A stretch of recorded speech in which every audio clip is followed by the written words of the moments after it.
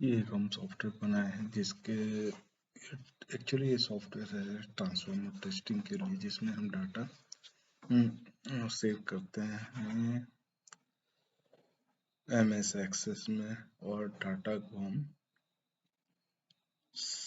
Through MS access, हमारा जो base server बनाया हमने, उसके थ्रू हम भेजते हैं वेब सर्वर को। एक हमारा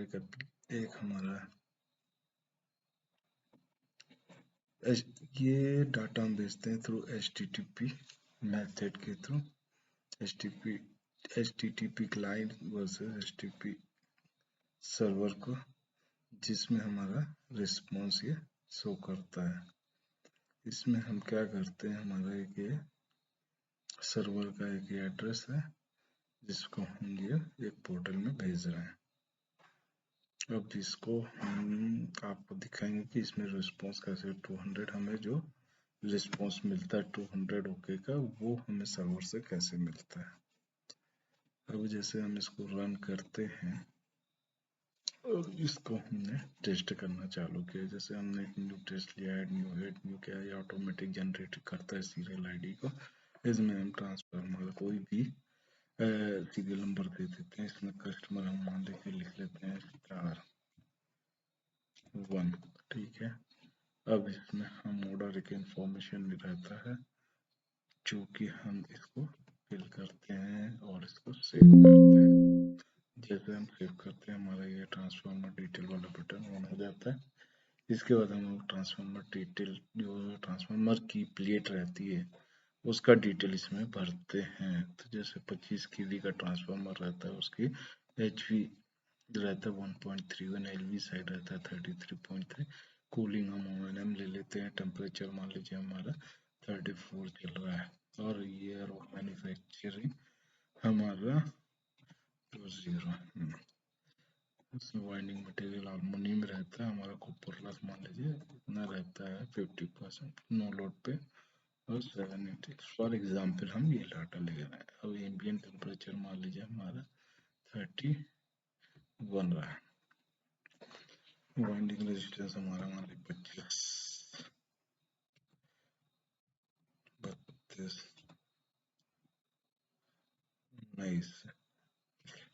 19 में ले लिया 1:1, 1:1, ठीक है। इसमें वोल्टेज रेशियो जनरली हम ऐसे डालते हैं। इसका रेजिस्टेंस मेजर वैल्यू होती है इसकी 2000 के आसपास होता है। अब हम डाटा लोड करते, हमने एक टेस्ट किया हुआ है, इसका डाटा हमारा HTML फाइल में, हम इसको इसके थ्रू लोड कर लेते हैं, और यहाँ पे हमारा टेस्ट रिजल्ट आ जाता है। जैसे हम क्लोज करते हैं, ये डाटा यहाँ पे ट्रांसफर हो जाता है। अभी हम इसको सेव करते हैं, और ये हमारा मान लीजिए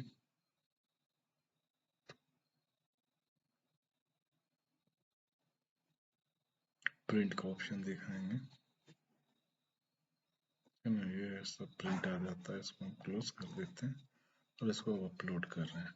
जैसे हम अपलोड करते हैं तो यहाँ पे ये सिग्नल दिखाता है, क्योंकि हमने यहाँ पे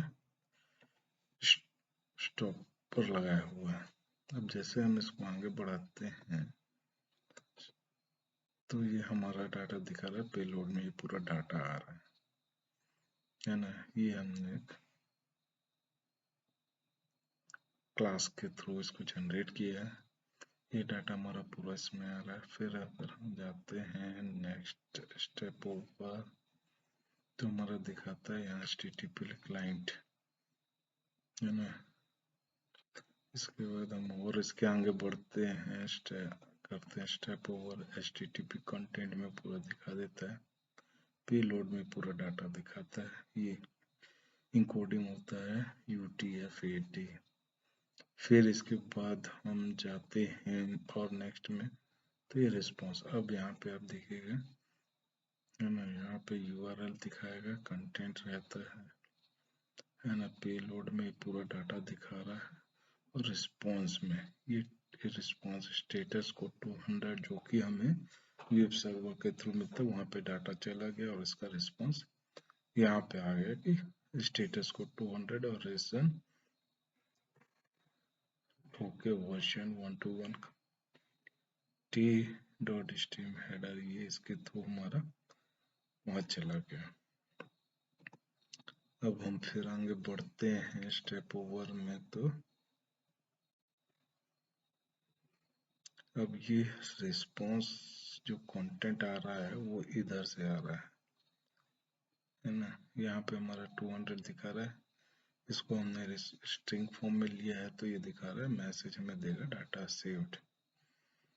ये हमें सर्वर डाटा सेंड कर रहा है। अब यहाँ पे हम इसको कंटिन्यू कर देते हैं। यहाँ पे हमारा जो हमने मैसेज के लिए वहां से क्या मैसेज आ रहा है वो दिखा रहा है, ये ओके हो जा रहा है। तो इस तरह से हम डाटा HTTP क्लाइंट सर्वर के थ्रू अपना MS एक्सेस का डाटा हम वेब सर्वर में सेंड फेच करते हैं। इसमें फायदा क्या होता है कि मान लीजिए कोई भी कस्टमर कहीं पे भी ट्रांसफॉर्मर टेस्ट या कोई भी टेस्टिंग कर रहा है, वो डाटा उसके लोकली उसके PC में सेव हो जाता है। अब आप पूछेंगे PC में कैसे सेव होता है, तो यहाँ पे दिखा रहे हैं इससे हमारा इसमें ये हमारा डाटा सेव हो गया। तो ये डाटा जैसे सेव हो जाता है तो फिर वहां पे वो ट्रांसफर करता है। इस तरह से हम अपना डाटा सेंड कर सकते हैं किसी भी वेब सर्वर में। Okay, thank you.